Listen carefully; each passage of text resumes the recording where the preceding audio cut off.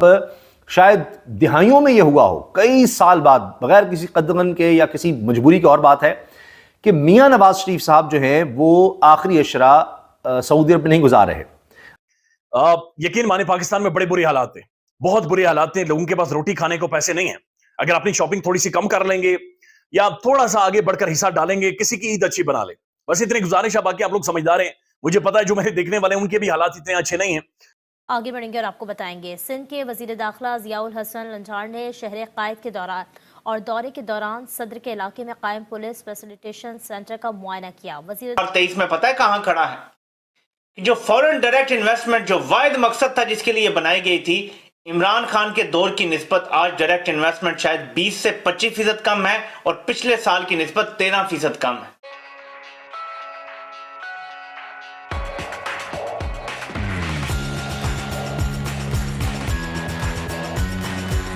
ورنہ ہمیشہ رمضان مبارک کے آخری عشرے میں وہ ان کی روٹین ہے، وہ جایا کرتے تھے وہاں پر، اور یہ چینلز پر خبریں چل گئیں، ARY سمیت بہت سے صحافیوں نے خبر دی کہ میاں نواز شریف صاحب اب سعودی عرب جا رہے ہیں۔ اور آپ دیکھیے کہ ٹائمنگ کیا ہے، شہباز شریف گئے ہیں، مریم نواز صاحبہ گئی ہیں، لیکن نواز شریف نہیں گئے۔ اچھا، اب آپ یہ دیکھیں کہ یہ پہلی دفعہ ہے کافی عرصے میں، کبھی شاید ہوا ہو لیکن زیادہ تر یہ ہے کوئی رپورٹڈ اس طرح سے بھی ذہن میں نہیں آ رہا، نہ ہی کچھ لوگ اس بارے میں بتا رہے ہیں۔ ہمیشہ میاں نواز شریف صاحب کا یہ معمول رہا کہ وہ سعودی عرب میں آخری عشرہ گزارتے تھے رمضان مبارک کا۔ اب انہوں نے آگے سے یہ خبریں چل چکی ہیں ARY دیگر جگہوں پر کہ یہاں سے میاں نواز شریف نے آگے لندن جانا تھا۔ یہ آپ کو یاد ہوگا، اس پر میں ویڈیو بھی بنائی تھی۔ سعودی عرب جانے کا ان کا کہا گیا اور اس کے بعد انہوں نے وہاں سے لندن جانا تھا، اور پھر کہا گیا شاید کچھ علاج وغیرہ کا ہے، اور یہ چیزیں نون لیگ کی طرف سے کنفرم بھی ہو رہی تھیں۔ اب میاں نواز شریف کیوں نہیں گئے؟ کیونکہ صحافیوں میں بات چل رہی ہے کہ میاں نواز شریف عملی طور پر ایک لحاظ سے وہ ہاؤس اریسٹ ہو چکے ہیں۔ ہاؤس اریسٹ کا مطلب یہ ہے کہ وہ اس طرح نہیں کہ کوئی ان کے خلاف کیس بنا کر ان کو گھر میں بند کر دیا گیا ہے کہ جناب آپ یہاں سے نہیں نکل سکتے اور ہاؤس اریسٹ ہے، نہیں۔ اب وہ ملک سے باہر اس طرح نہیں جا پا رہے ہیں، کیونکہ خدشہ یہ ہے کہ وہ اداروں کے خلاف پھر سے محاذ کھول دیں گے، باہر جا کر وہ کوئی پریس کانفرنس کریں گے۔ اور یہ تو میں آپ کو اندر کی بات بتا رہا ہوں نا، جو باہر ٹیلی ویژن پر بات ہوگی وہ سن لیجئے۔ سابق وزیر کہہ رہے ہیں، شہریار افریدی صاحب نے یہ بات کیا حامد میر صاحب کے پروگرام میں، اور مصدق ملک صاحب بیٹھے ہوئے وہ بھی بڑا انکشاف کر رہے ہیں۔ شہریار افریدی نے کہا کہ میاں نواز شریف، انہوں نے بڑا دعویٰ کیا کہ میاں نواز شریف لندن جائیں گے اور وہاں جا کر ایک ایسی پریس کانفرنس کریں گے جو کہ خود کش حملہ ہوگی موجودہ حکومت پر۔ ویسے چھوٹے چھوٹے حملے تو پہلے ہی کر رہے ہیں، تو خود کش حملہ موجودہ حکومت پر ہوگا جو پریس کانفرنس لندن جا کر کریں گے۔ تو اب شہریار افریدی کو اس چیز کا پتہ ہے تو اداروں کو نہیں پتہ۔ تو اب یہ خبر چل رہی ہے کہ میاں نواز شریف صاحب کو کہہ دیا گیا کہ نہیں جناب، آپ پر خدشہ ہے کہ اب آپ کو ہم نے اتنا ریلیف سارا کچھ دے دیا، اب آپ ذرا پھر مزاحمتی ہونے کے چکر میں باہر جائیں گے اور ایک نیوز کانفرنس یا کچھ کر سکتے ہیں یہ وہ، تو لہٰذا اب آپ کو باہر جانے کی اجازت نہیں ہے۔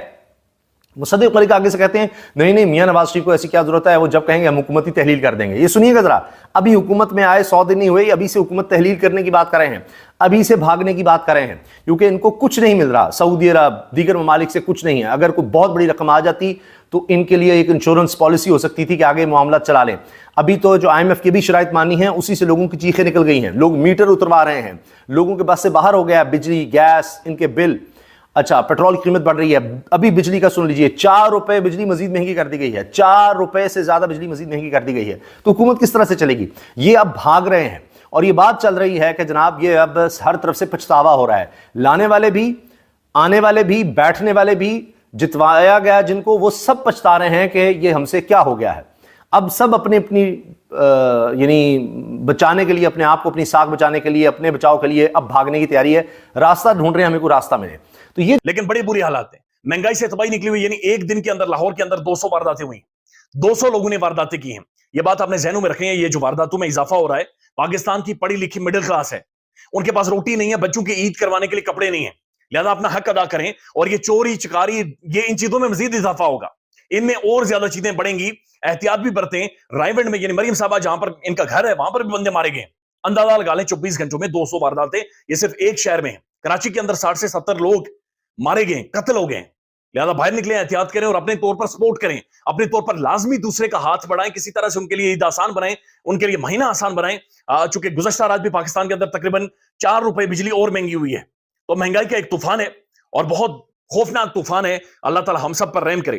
اب جو سٹیٹمنٹ جس نے بڑا تکلیف دی ہے، بڑی پریشانی دی ہے، اور جس نے ہرٹ کیا ذاتی طور پر ایک توہین اور تضییق محسوس کروائی ہے. اور اسٹیٹمنٹ تھی مصطفیٰ کمال صاحب کی.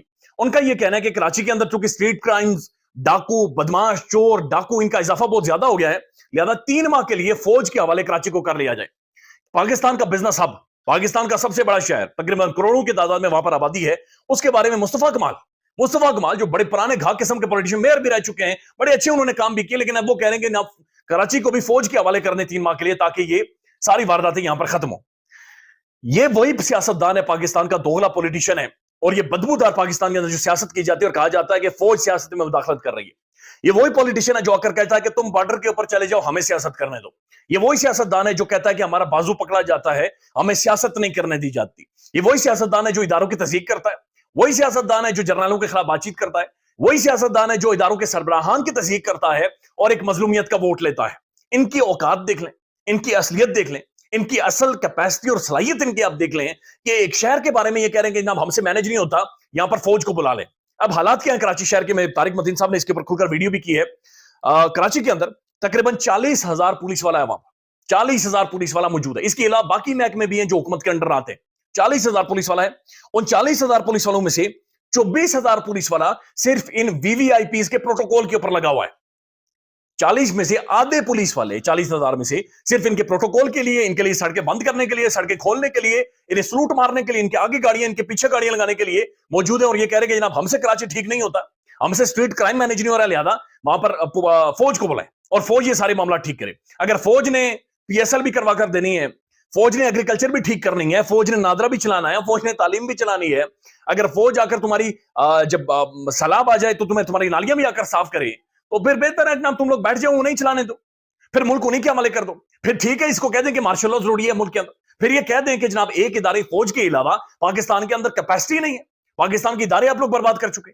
یعنی کراچی کا بجٹ کروڑ روپے کا، اربوں روپے کا ایک بجٹ ہے خالی، لیکن وہ کہہ رہے ہیں کہ نہیں جی وہ فوج کے حوالے کر دیں، اندازہ لگا لیں. اور پھر یہی لوگ اٹھ کر فوج کی تصدیق کرتے ہیں. یہی یعنی انویسٹمنٹ آنی تو دور کی بات ہے، ہمیں 100 ارب ڈالر کا ایک جھانسا دیا گیا، اور پھر میں اس کی آپ کو اصل وجہ بتاتا ہوں.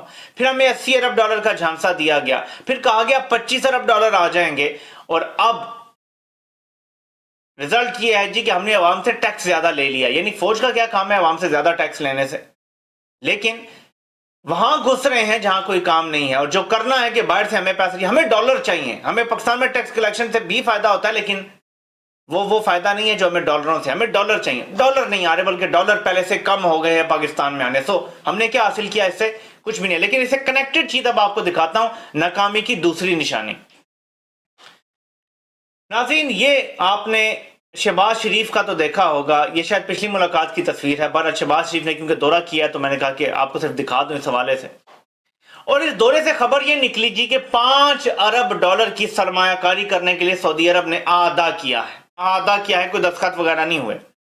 یہ آدھا پہلے 19 ارب ڈالر تھا، پھر شاید 7-8 ارب ڈالر پہ آیا، اب 5 ارب ڈالر پہ آ گیا ہے. لیکن اس کی حقیقت بھی آپ کو بتاتا ہوں. اس کی پہلی نشانی کہ یہ دورہ فیل ہو گیا ہے اور کوئی پیسے نہیں ملے، کہ جیو خبر چلا رہا ہے کہ شہباز شریف اور مریم عوام کے لیے زحمت بن گئے. ان کی فلائٹ کی وجہ سے عوام در بدر ہو گئی. فلائٹ نے جدہ جانا تھا وہ مدینہ چلی گئی، وہاں گھنٹوں کھڑی رہی. واپسی پہ فلائٹ نے اسلام آباد آنا تھا وہ لاہور چلی گئی. یہ خبریں کامیاب دورے کے بعد نہیں چلائی جاتی، جب پیسہ مل جاتا ہے تو نہیں چلائی جاتی.